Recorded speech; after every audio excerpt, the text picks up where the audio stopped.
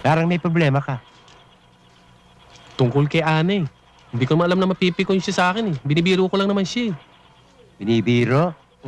Kilala kong kaliskis mo, oy. Bihira ka naman. Ang palagay mo sa akin, manyak. Eh ano pa? Pati nga bulag, pinagsasamantalahan mo eh. Kaya nagalit sa'yo eh. Sige na, tama na yan. Bogi, tulungan mo naman ako. Umisip ka naman ng paraan para mapatawad ako ni Ana. Tulungan kita? Hmm. Ikaw lang nagpasarap eh. Ikaw lang bumuhat eh. Kaya problema, sasama mo ako. Hindi kita matutulungan. Solohin mo yan. Bahala ka sa buhay mo. Ginusto mo yan eh. Nagpasarap ka eh. Ngayon dadamay mo ako sa hirap. Kalokohan yan. Solohin mo. Hindi kita tutulungan. Ikaw mag-isa. Oh. Sino kayang tutulong sa akin iba? Ikaw naman, oo.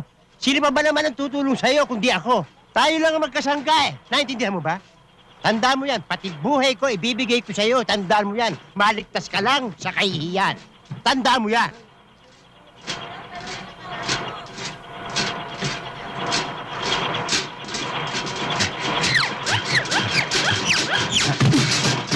Lang yung ventilador yan, imbis na pa ganon,